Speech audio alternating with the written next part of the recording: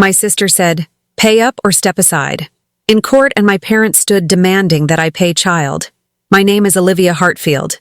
I'm 32 years old, I'm an accountant, and I live in Boston. They said family always comes first. I just never realized I'd be the one they'd line up to pay the bill. The gavel struck the wood. The sound was flat and final. It cut through the quiet humming of the air conditioner. "Mrs. Hartfield," the judge said. His voice was tired. He looked at me over the top of his glasses.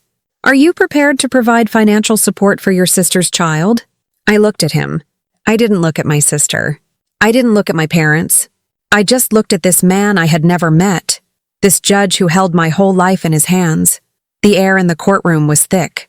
It smelled like old paper and cheap floor polish. I could feel the hard back of the wooden bench against my spine. I sat perfectly still. I am an accountant. I deal in numbers. Numbers are clean. Numbers are honest. This room was the opposite. It was filled with lies. Clara, my sister, stood beside her attorney. She wasn't an accountant. She was a dreamer, or so my parents always said. I thought she was just lazy. Her voice dripped with triumph. It was a sound I had known my whole life. It was the sound of her getting exactly what she wanted, no matter who it hurt. She agreed to help, Clara said loudly, to the whole room. It's her responsibility, too. She promised. And before I tell you how everything flipped, like and subscribe, and drop a comment to tell me where you are watching from. I felt my lawyer shift beside me. I had told him she would lie. He hadn't fully believed me. He did now. My mother, sitting in the first row behind Clara, nodded. She was tearful. She was always tearful when Clara needed something. Her tears were a weapon. They had been used against me since I was a child. "It's true, Your Honor," my mother whispered, loud enough for everyone to hear. Olivia always said she would take care of us. My father was next to her. He didn't look tearful. He looked angry. He folded his arms across his chest. His suit was too tight. I recognized it. I had bought it for him 2 Christmases ago. "You've always had more than her, Olivia," my father said, his voice booming. He wasn't talking to the judge. He was talking to me. "It's time to share. Your sister is struggling. Be a family." The courtroom was silent. This was it. This was the moment they had been waiting for. The moment they would finally break me. They had taken my husband. They had taken my peace. Now they wanted my money. The judge looked back at me. His face was blank. "Well, Mrs. Hartfield, did you make this promise?" I felt a small, strange feeling in my chest. It wasn't fear. It wasn't anger. It was peace. I let out a slow breath. I had practiced this. For months, I had practiced this. Then I smiled. It was a small smile. Just for me. Because what none of them knew, what I'd been quietly building for months, was about to turn their little performance into their undoing. Clara thought she had cornered me. My parents thought their guilt trip would work, one last time. They didn't know me at all. They saw me as a resource, a bank, an open wallet. They forgot that I am an accountant. I count everything, I track everything, and I never, ever forget a debt. "Your Honor," I said, my voice clear and steady. It didn't shake. I was proud of that. "May I present my own records?" Clara's smile faltered. My father leaned forward. My mother's crying stopped. This wasn't part of their plan. Clara and I were born 15 months apart.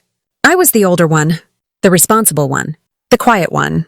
I was the planner, the one who made things work. Clara was the dreamer, the wild one, the one my parents adored, no matter what she broke. I learned about my job in the family very early. When I was 6, I saved up my allowance for 3 months to buy a porcelain doll. It had blue glass eyes and a yellow dress. I loved it. I kept it on a high shelf so it would be safe. Clara wanted to play with it. I said no. I told her it wasn't a play toy. It was for looking. The next day, I came home from school and found the doll in the driveway. Its face was cracked. The yellow dress was dirty. I ran inside, crying. My mother was in the kitchen cutting vegetables. Clara was sitting at the table eating a cookie. She broke it. I screamed. She broke my doll. My mother sighed. She didn't even look up. "Olivia, don't be selfish. You should have shared with your sister." Clara smiled at me, a little milk mustache on her lip.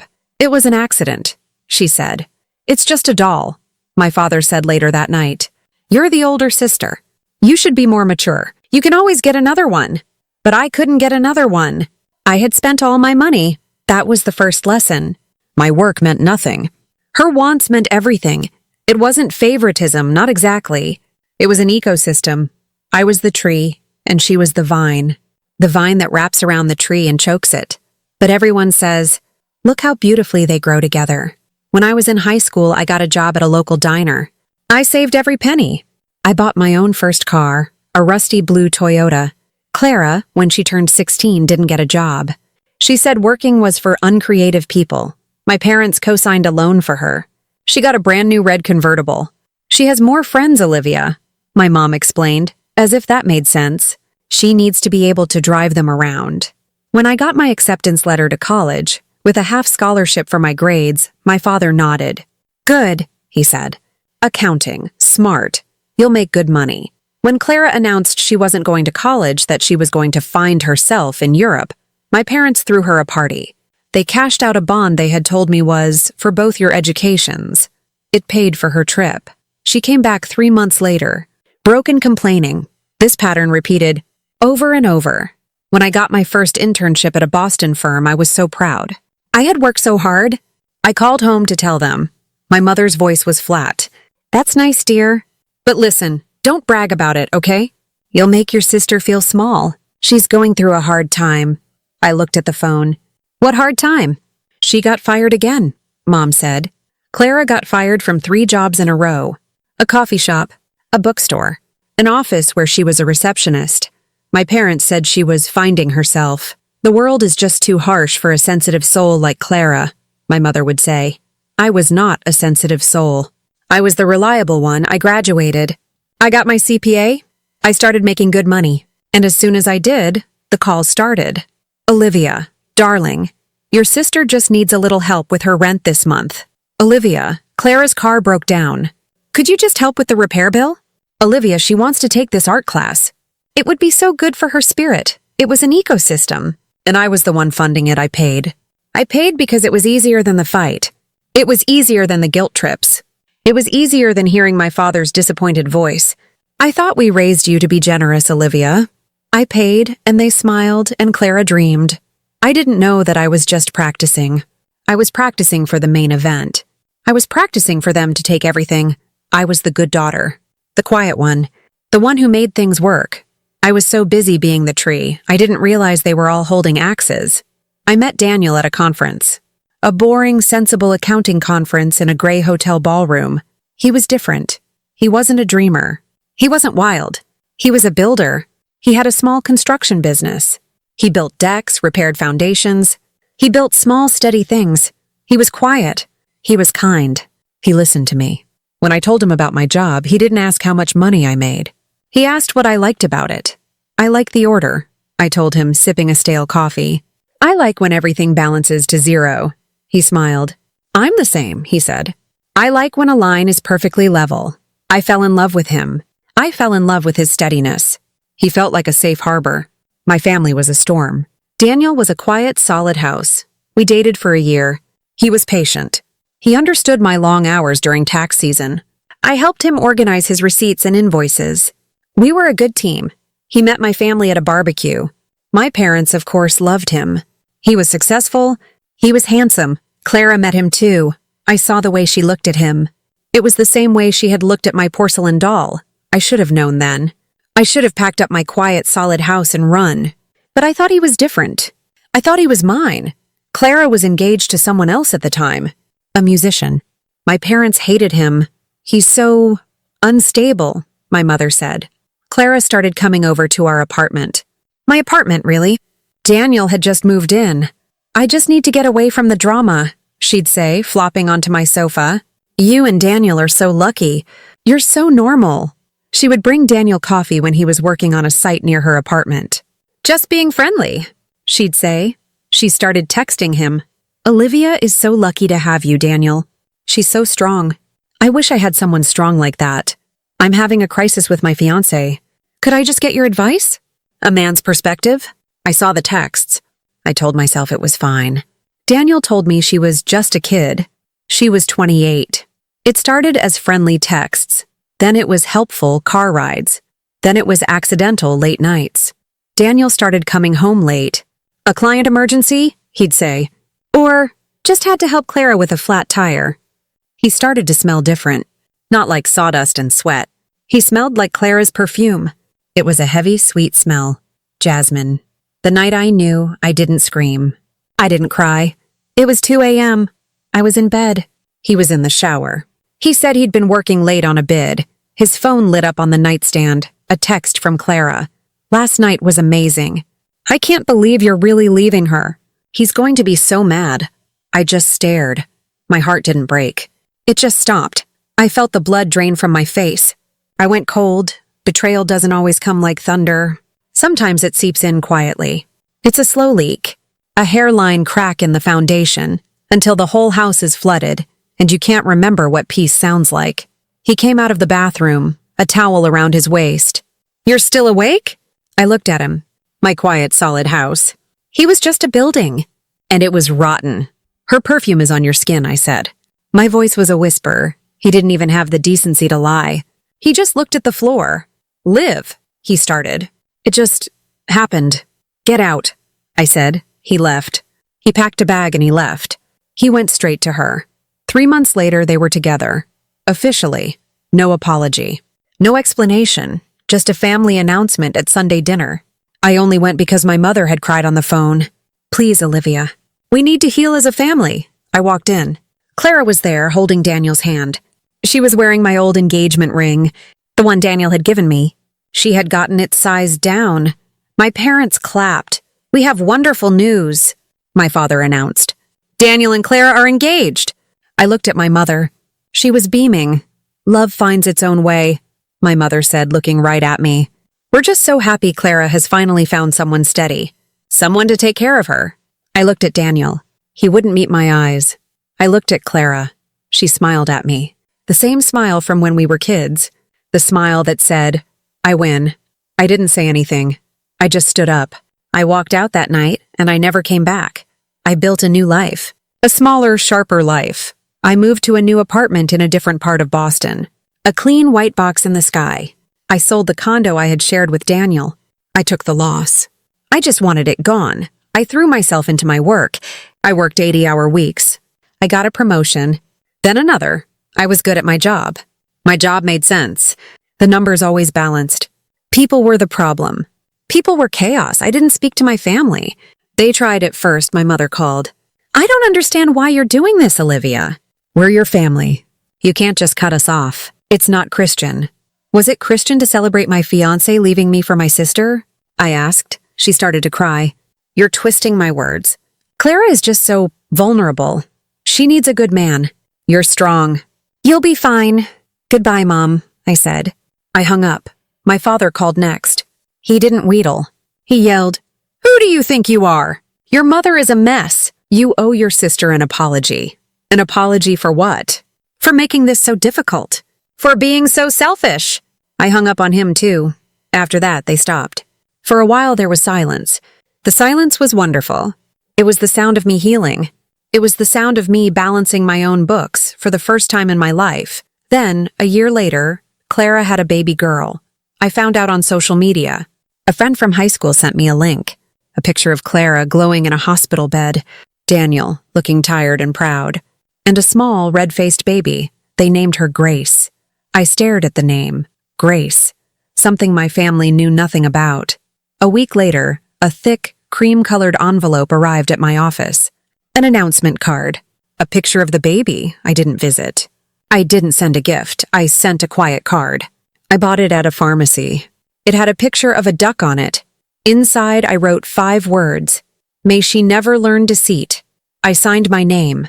The messages started soon after. First, the texts from my mother. "She's your niece, Olivia. She's an innocent baby. Don't you want to see her?" I deleted the text, then the calls. I let them go to voicemail. "Olivia, honey, it's Mom. Listen, Daniel lost his job. The construction business. It's just not working out. They're having a very hard time. Clara can't balance motherhood and work. She's just so overwhelmed." Click. Delete. "Olivia, it's your father. I am not calling to ask. I am calling to tell you.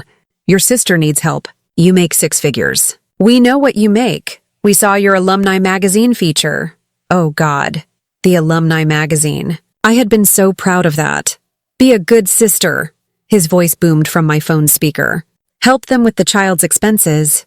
It's the least you can do. I deleted the voicemail. My mother called again. It's the Christian thing to do, Olivia. The baby needs formula. The baby needs diapers. What if she gets sick? You have so much. They have so little. I hung up. I blocked their numbers. The quiet returned. For 3 weeks it was quiet. I should have known. The quiet is always just a battlefield reloading. The next week I got a letter. It wasn't from my family. It was from a law firm, Reeves vs. Hartfield. I opened it. My hands were shaking. It was a petition for child support. They were suing me. My sister and my ex-fiancé were suing me for support for their child. I read the document. It was full of lies. Ms. Hartfield made a verbal and written commitment to provide for her sister, Clara Reeves, and any dependents in the event of financial hardship. Ms. Hartfield has acted as a parental figure and financial guarantor for Ms. Reeves for over a decade. Ms. Hartfield's established pattern of payment demonstrates a clear in loco parentis relationship. They were taking my kindness and twisting it into a weapon. They were taking my years of being the good daughter and turning it into a legal contract. I sat at my desk. The white, clean desk in my white, clean apartment. I didn't cry. I got angry. It was a cold, clean, perfect anger. It was an anger that balanced to 0. I picked up the phone. I called the best lawyer I could find. They want to fight? I whispered to the empty room. Fine, I'll bring the receipts. My lawyer's name was Arthur. He was old, expensive, and looked like he ate bad news for breakfast. I sat in his office. It was all dark wood and leather books. This is ambitious, Arthur said, reading the petition.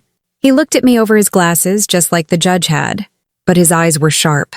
They're trying to claim you're a de facto parent because you paid her rent? I paid her rent. I paid her car bills. I paid for her art classes.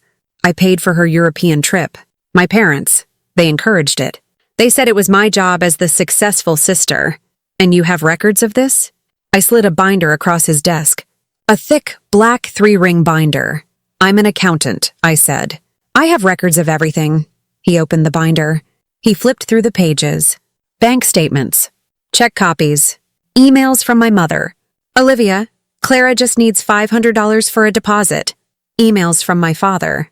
Your sister's car insurance is due. Handle it. Arthur was silent for a full 5 minutes. He just read. Then he closed the binder. He looked at me. They are very, very stupid, he said. That's not what I'm worried about, I said. I pulled out another file. This one was thinner. This is the real trap. He opened the second file. They had filed documents. They stated that Daniel's business debts, the ones that had bankrupted him, were tied to our old marital account, an account I had thought was closed, an account that I had opened with him. When we first moved in together, these loans were taken. After you separated? Arthur asked, his voice sharp. A month after, I have the bank statements showing a 0 balance when I left. But I must have forgotten to get my name fully removed. I was a mess. I just wanted out. I thought he'd be decent and close it. He wasn't decent, Arthur said. He and your sister used it.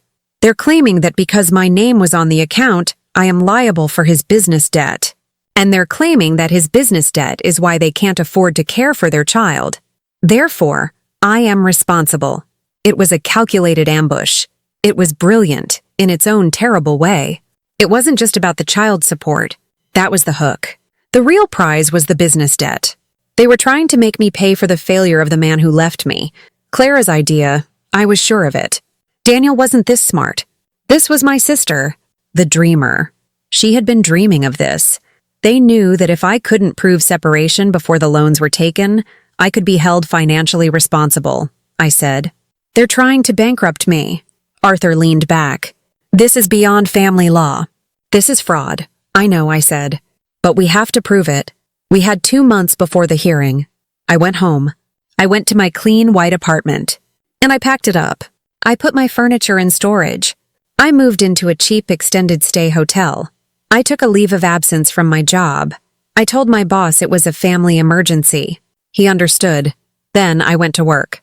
I didn't just need a lawyer. I needed someone who could follow the money. I needed someone like me. I hired a forensic accountant. A woman named Rita. She was even scarier than Arthur. For 6 weeks, we lived in a conference room. We had whiteboards. We had spreadsheets. We drank stale coffee and ate bad takeout.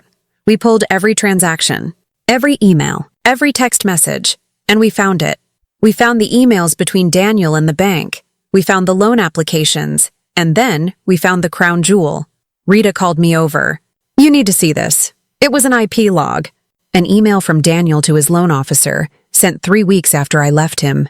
It had a signed personal guarantee attached, but the IP address, it wasn't from Daniel's new apartment. It wasn't from his office. It was from a coffee shop, the one 2 blocks from my parents' house. Rita clicked a few more keys. And look at this. A text message. From Clara to a friend. We had gotten her phone records in Discovery.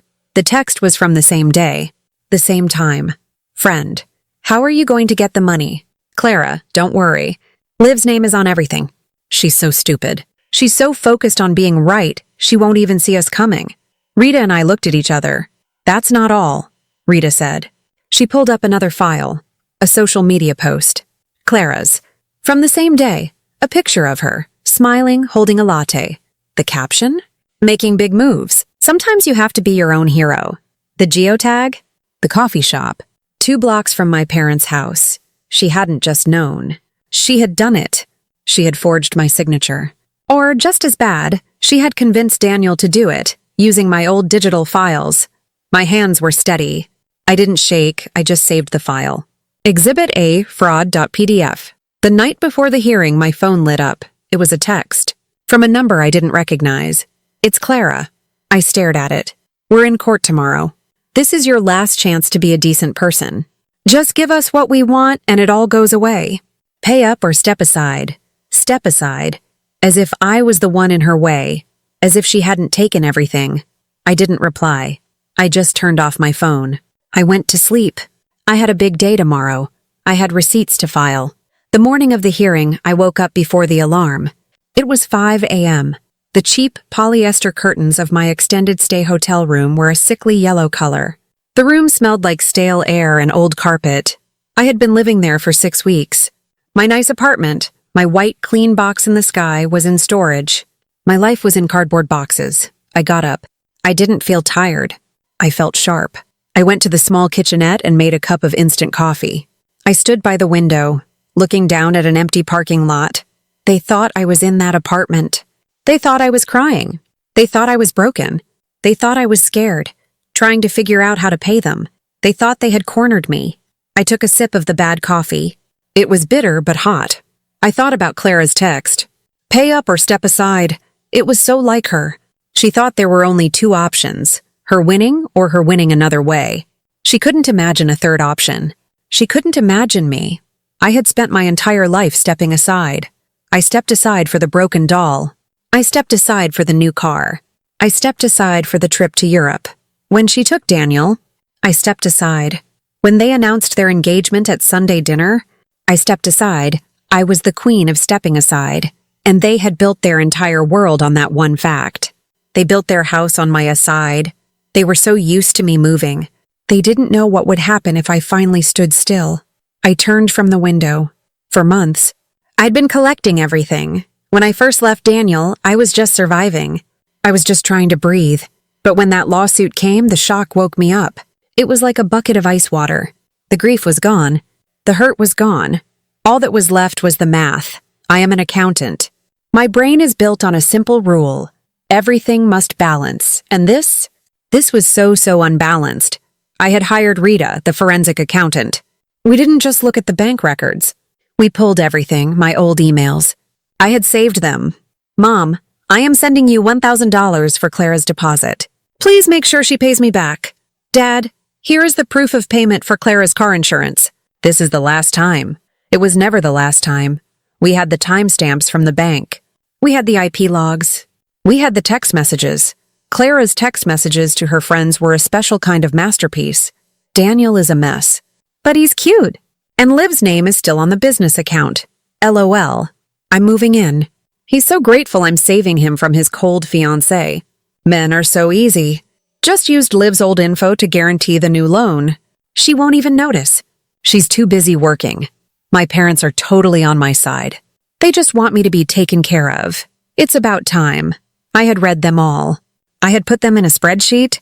I cross-referenced them with bank withdrawals and loan application dates. I didn't cry when I read them.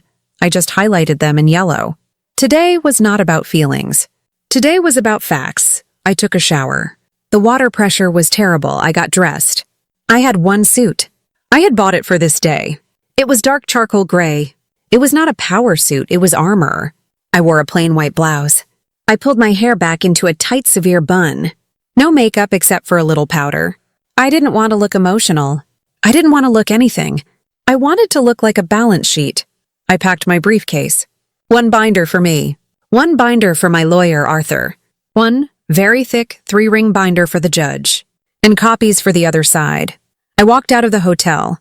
I didn't take a cab. I walked the 10 blocks to the courthouse. It was a cold, bright Boston morning. People were rushing to work, holding coffee cups, looking at their phones. I felt completely calm. I remembered being in a play in high school. I was a tree. I had one line. I was terrified. I was backstage, my hands shaking, feeling sick. Today, my hands weren't shaking. I didn't feel sick. This wasn't a play. This was an audit. And I was the auditor. I met Arthur in the lobby. He was wearing his old expensive suit. He looked at me and nodded. "You're ready," he said. It wasn't a question. "I'm ready," I said. We went through security. We went up in the elevator. We walked into the courtroom. It was small. The same room as before, and they were already there. Clara, Daniel, my mother, my father. They were sitting in the front row, on the opposite side. They were a little family. Clara was wearing a light blue dress. She looked soft. She looked like a mother. She looked vulnerable. She was holding a tissue. She had probably been practicing her crying. Daniel looked terrible. He looked like he hadn't slept. His suit was wrinkled. He was fidgeting. He wouldn't look at me. My mother was sitting next to Clara, her arm around her. She was whispering to her, comforting her. She was glaring at me.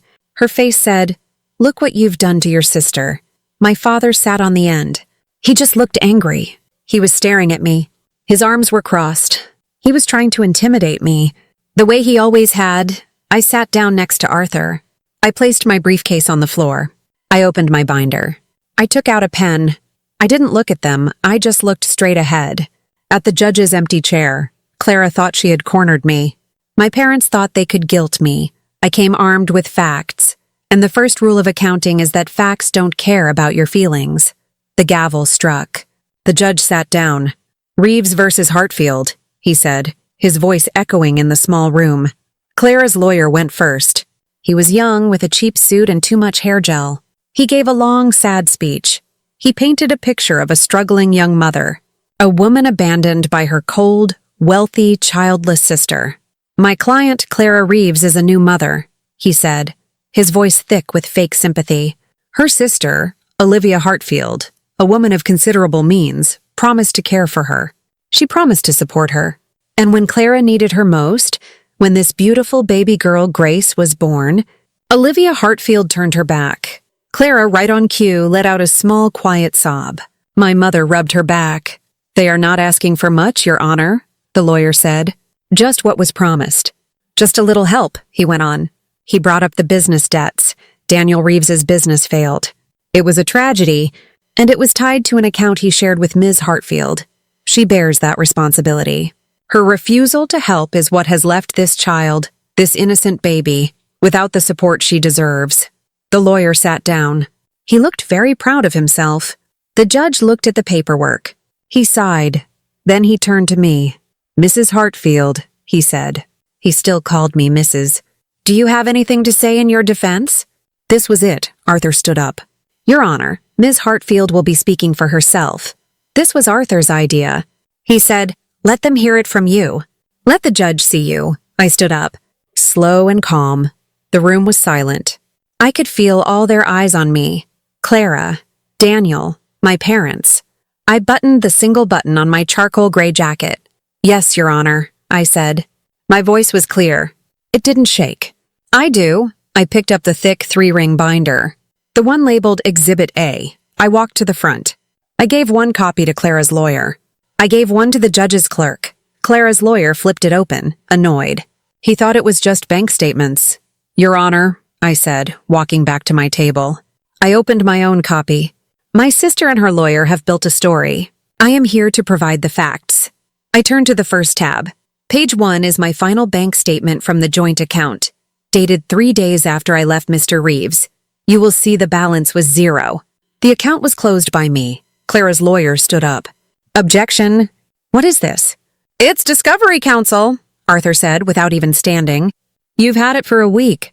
Maybe you should have read it. The judge waved his hand. Continue, Ms. Hartfield. Page 2, I said, is the loan application from Mr. Reeves, the first of 3. You will note the date. It is 2 weeks after I closed the account.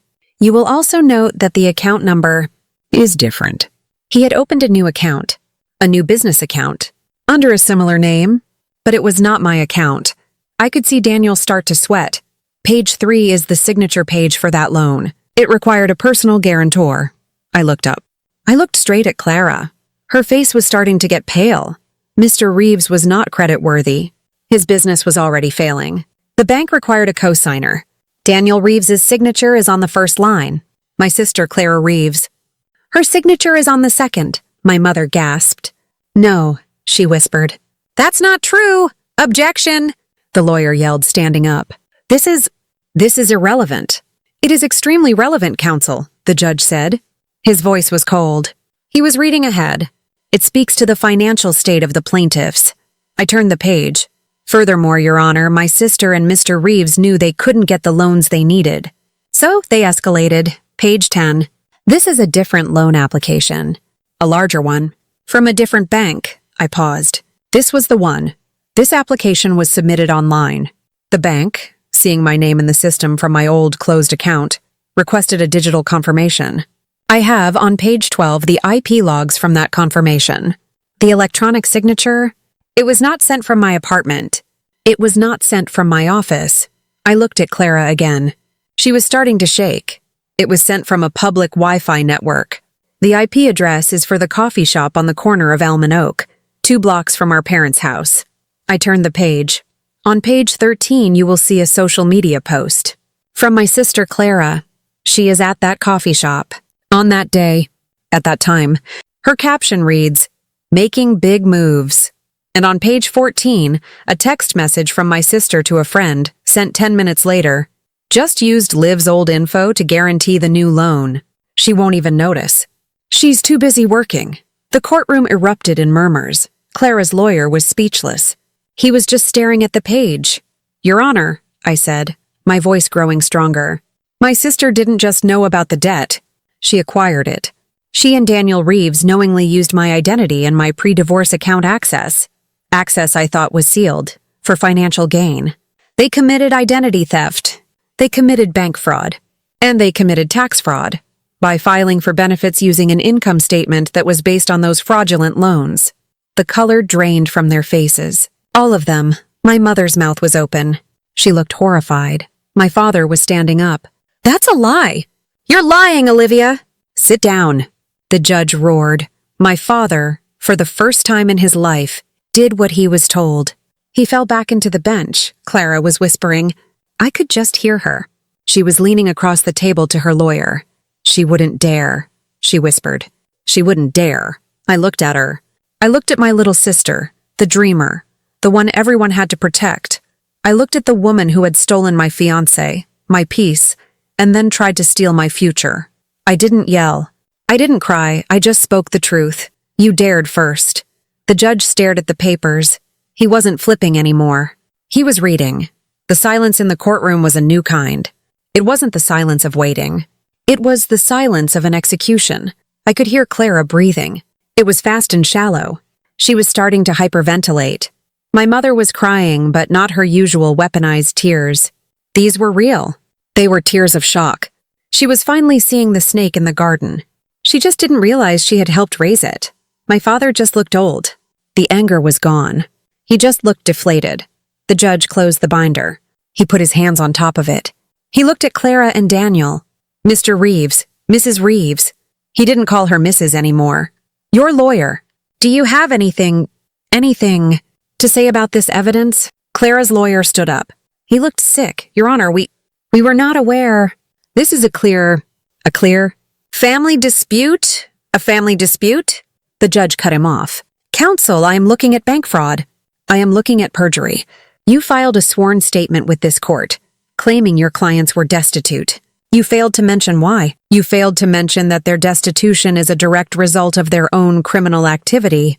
Your Honor, I must— Sit down, counsel. You are dangerously close to being sanctioned, the lawyer sat. The judge turned to me. His face was soft for a moment.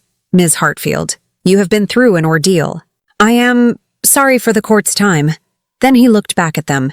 The steel returned. He picked up the gavel. The petition for child support, Reeves versus Hartfield, is dismissed with prejudice. Meaning, you can never file it again. Gavel. Bang.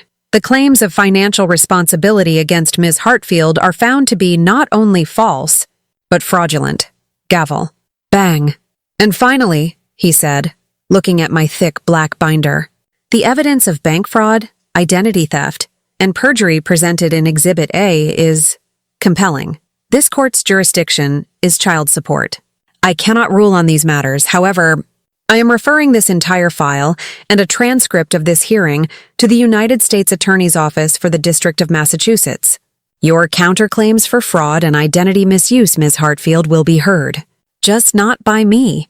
My parents didn't understand what that meant. Clara did. Daniel did. Clara made a sound. A small choking sound. My mother finally broke. No, she shouted, standing up. You can't! She's your sister. Olivia, stop this. Tell him to stop. It's your sister. The judge silenced her with the gavel. A hard, final bang. Ma'am, sit down. This is a court of law. She turned to me. Olivia, please. You've made your point. Don't do this to her. Don't do this to us. I just looked at her. I didn't say anything. The judge leaned over the bench. He spoke to my mother, but his words were for me. Family is not immunity, he said, his voice quiet, but carrying across the room. Family is not a blank check. Family is not an excuse to destroy someone. I felt something in my chest. A small, tight knot that I had carried since I was 6 years old. The knot that formed when I saw my broken doll in the driveway. And for the first time, it dissolved. I felt seen. I wasn't the selfish one. I wasn't the cold one. I wasn't the unchristian one. I was the one who had survived. I stood up. I picked up my briefcase. Arthur stood with me.